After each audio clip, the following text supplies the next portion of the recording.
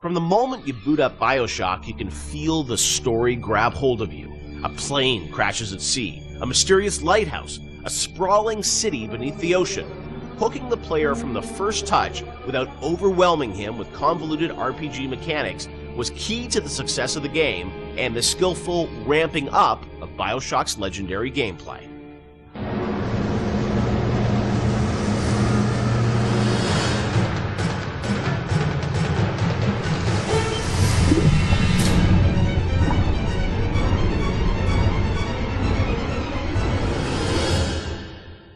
BioShock has an amazing opening sequence that I can't imagine the game without it, with the plane and sort of the crash.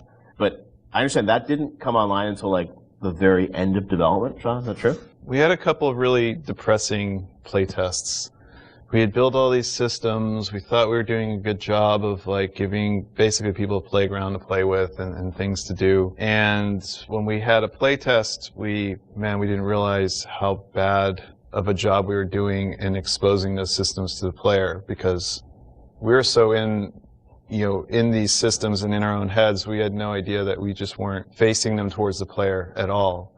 So after that playtest, we took a long, cold look at what we were doing and realized that we had to we were confident enough in the systems that they were going to be fun and meaningful to the player, but we really had to think about how we were going to introduce these systems to the player, and in such a way that they understand why the systems were there. Like, you can't ship a README file with the game and expect people to read it. Like, it has to be part of the experience. So the challenge is, how do you introduce people to these systems, but do it in such a way that it fits within the narrative? So we had to integrate all of these things into the story cleanly so that the player felt like it was one smooth experience. And I think the Zap 'em and Whack 'em thing was one of those. And the 1-2 punch. Yeah, the 1-2 punch that came out of that. The plane sequence at the beginning, I heard a story that like a programmer put that together in like a day or two, and it was a very last minute thing, right?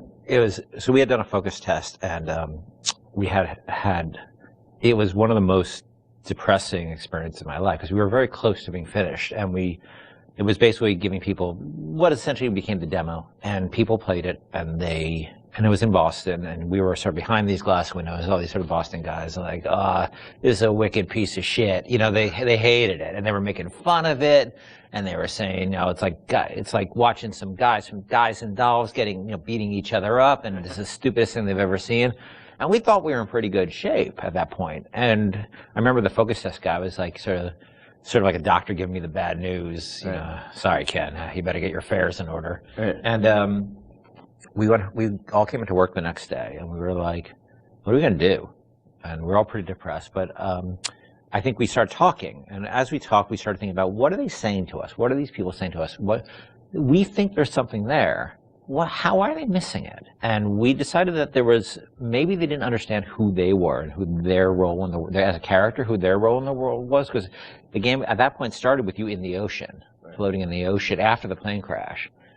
And the crash still was in the fiction, it just wouldn't show it. You just didn't see it, so you didn't have the voiceover saying, my parents always said I was going to do great things or whatever that. They didn't show the plane crash. We didn't establish a time period. Yeah. Because, the plane is critical to establishing. You're smoking a cigarette. It's very 1960s looking. All that stuff was established. It wasn't established. So we decided we had no time and no money so we sort of came up with a script. I wrote some lines, a line, I think. Nate, one of our artists, recorded the line. Steven and Sean and those guys got to work on building this very simple sequence, which was relatively simple sequence. And then the plane crash actually happens over the BioShock logo we already had. But we wrote a radio play behind that with, altitude of the crash.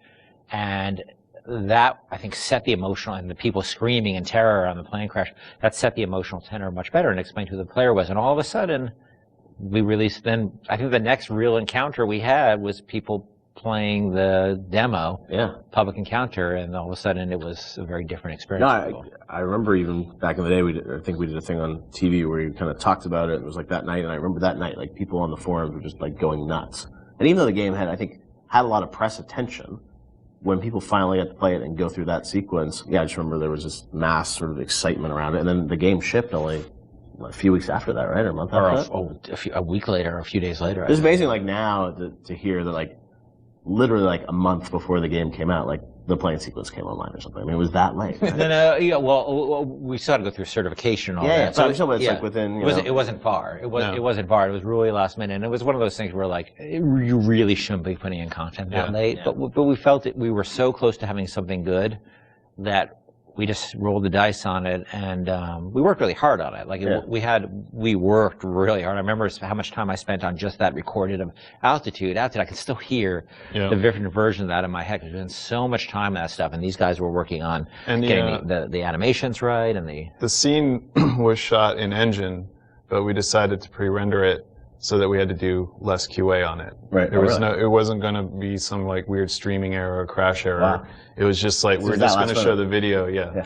And it's interesting because once you start in the ocean, we had this experience with testing a lot with the water effects and how beautiful Steven's water effects were. People didn't realize they were out of a cutscene at that point. And so they would just sit there and stare, and then they pick up the controller. And they pick up the controller, and all of a sudden they realize they were controlling things. But that, as Sean said, that part of the plane is not actually interactive. It was done in the engine, but we just filmed it. Now, as people were playing through the game and you were testing it, I'm sure there was debate about, when would you introduce these plasmids, what would the ramp be? Did that change at all, sort of as you got towards the end of development, about like, we're going to give people the gun at this point, or it's like, we're going to trigger these plasmids at this point? Like, how did that work? So, like, we moved guns around. Like, for instance, there was a big debate about, originally you found a gun in the lighthouse, a pistol in the lighthouse. Oh, right there, yeah. And, because it's a shooter, right? Like, what the hell? And we had a lot of debates about it, and I feel that it was important that we didn't do that, because the fact that you sort of go through a lot of the experience without having the distraction of a gun is important to getting you immersed in the world. Because, when you have all you have is a hammer, everything looks like a nail, right? But you don't have the hammer.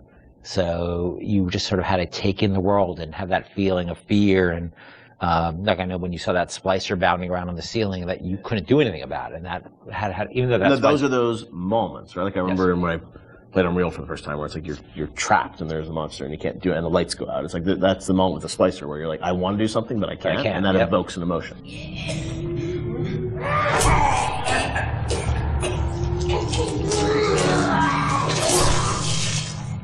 I remember we kept, moving where the machine gun appeared around and where various plasmids appeared around.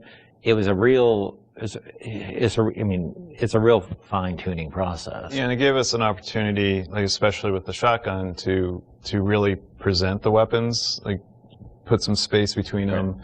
It's a moment when you finally. Yeah, I think. Yeah, we get the shotgun Paul sequence. Paul Hellquist was he put the sequence together for the when you see the shotgun laying in the pool of light. Like every game developer knows what that means. The minute you pick that thing up, something's going to happen. But it was still a very effective way, as I'm remembering it, to, look, I've been waiting for this thing, I'm going to pick it up, and now you have an immediate opportunity to use it. But at the same time, we're trying to ramp up the tension level by having the splicers kind of on the outside of the light, so you can't really see them, and then coming in one at a time and attacking you. Yeah. And we had very few tools to really control how those splicers acted. So how they were set up and how the environment was lit was really important. There's even other things like when you get the TK plasmid, I don't think we had a lot of physical space and opportunity and time to really present that. So we came up with the narrative that, it was the doctor's office and he used TK to practice tennis.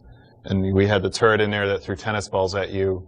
So if you wanted to, you could catch the tennis balls and throw them, and you could knock things down. I think it revealed pickups that you could then, pull to yourself with TK. But we're always trying to think of like little backstories that we could do. It doesn't have to be as involved as the shotgun ambush. Sometimes it's just, let's take a grenade turret and turn it into a tennis ball turret. Because we want to, because I remember like the impulse was, I've been to dentist's office, and there's always some like weird aspect of the dentist personality. They always want to get through their office, They just have to have their hobby featured in some way. And so we saw an opportunity there to both feature this, he's a tennis nut, and teach TK at the same time. And the